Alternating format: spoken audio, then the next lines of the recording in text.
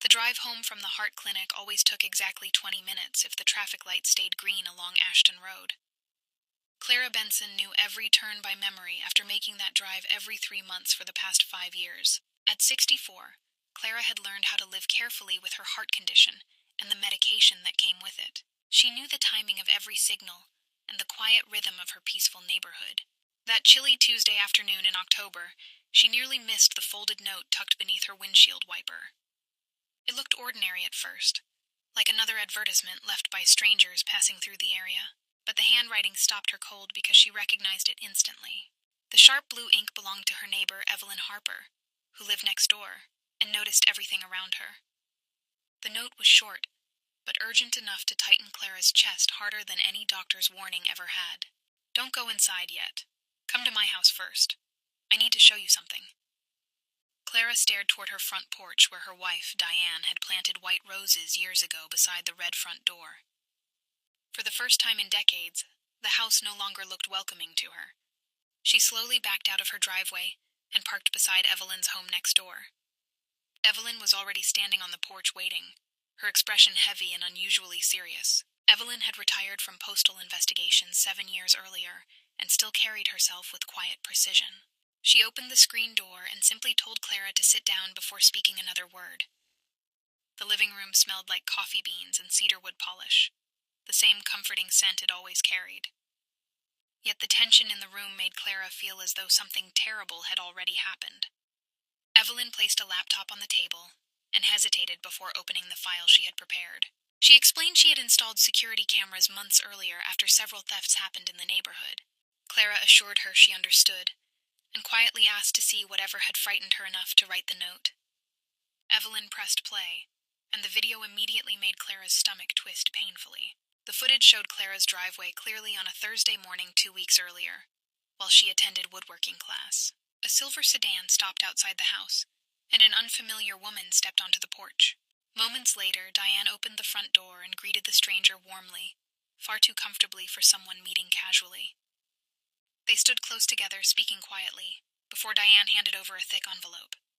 Evelyn paused the footage and admitted it was not the first recording she had discovered. Over the next few minutes, she showed Clara 3 additional visits spread across 6 weeks. Every visit happened on Thursday mornings, while Clara attended her regular class at the community center. The pattern was too careful and too consistent to dismiss as coincidence. Evelyn then handed Clara a piece of paper with a name and address written neatly across the page. The visitor worked as a senior associate at a private estate planning law office nearby. Clara felt confused because she and Diane had finalized their legal documents many years earlier through another attorney. No new paperwork had ever been discussed with her at any point. Evelyn lowered her voice and revealed there was something even more disturbing than the mysterious meetings. Her daughter worked at the county courthouse and had quietly searched Clara's legal records. The document displayed on the screen was a petition requesting Clara be declared mentally incapacitated by the court. The language described confusion, instability, and worsening medical episodes that simply were not true. Clara's hands trembled as she reached the final page and saw the supporting affidavit attached underneath. The signature belonged to her daughter Melissa, the child she had trusted more than anyone. Clara drove home later that evening, feeling hollow and strangely detached from her surroundings. The mockingbird near the oak tree kept singing while her entire world silently collapsed around her. Inside the kitchen, Diane prepared rosemary chicken exactly as she did every Tuesday evening without fail. She kissed Clara's cheek naturally and asked how the medical appointment had gone. Clara forced herself to smile and calmly answered that the doctor said everything looked stable. She watched Diane move comfortably through the kitchen and wondered how long the deception had existed. The following morning, Clara contacted her longtime attorney Margaret Collins, a woman she trusted completely after 2 decades of friendship. Margaret listened carefully before telling Clara not to confront Diane yet. Over the next 10 days, Margaret uncovered financial records that revealed a quiet but deliberate betrayal.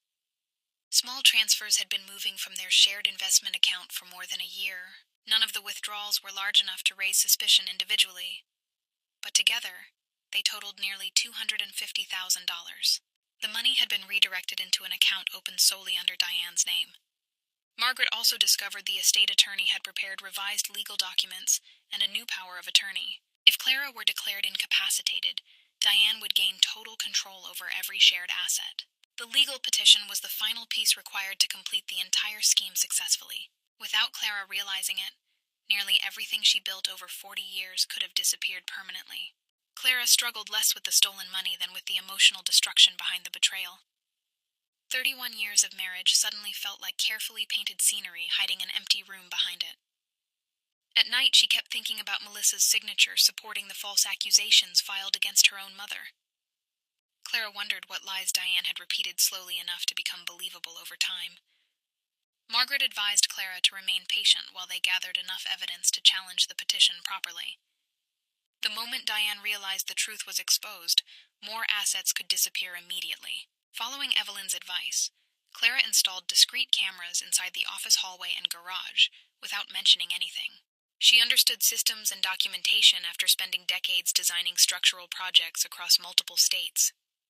One evening, while pretending to watch television downstairs, Clara monitored the office camera through her phone screen.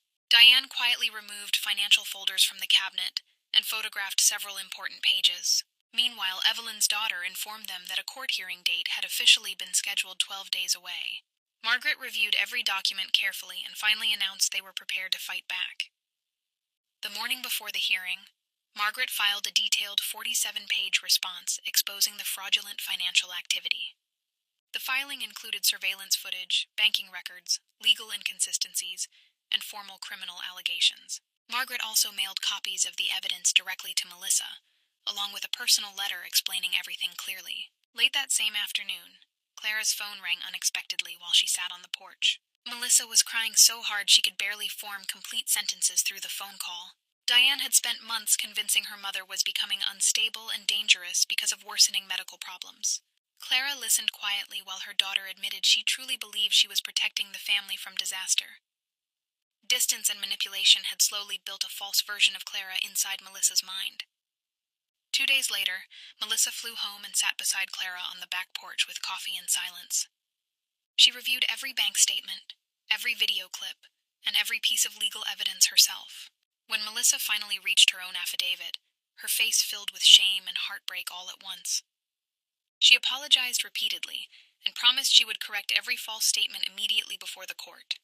The legal proceedings lasted 4 exhausting months, filled with cold hearings and endless paperwork.